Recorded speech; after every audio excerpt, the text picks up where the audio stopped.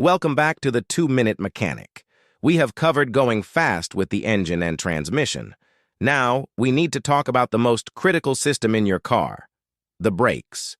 It is easy to make a car move, but stopping 4,000 pounds of metal moving at highway speeds requires massive energy.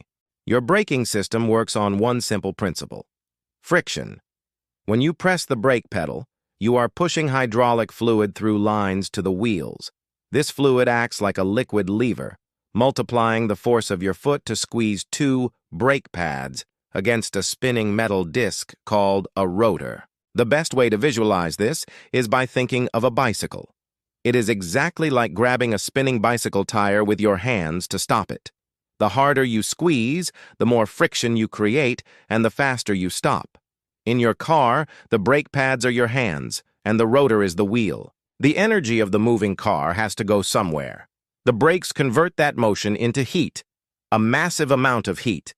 If you could see your brakes after a sudden high-speed stop, the metal rotors would actually be glowing orange because of the intense friction. Here is the secret tip that 9 out of 10 car owners ignore until it is too late. Everyone knows brake pads wear out. But did you know brake fluid goes bad too?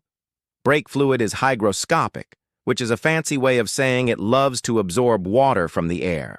Open your hood and look at the brake fluid reservoir.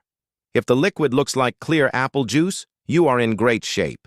If it looks like dark maple syrup or black coffee, you need to change it immediately. Moisture in the fluid can rust your lines and even cause your brakes to fail during hard stops. When that fluid gets old and full of water, it can actually boil under the heat of braking. If that happens, your brake pedal will go straight to the floor and you won't stop.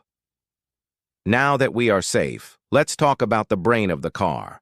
Join me tomorrow for episode 4, where we explain the battery and the alternator.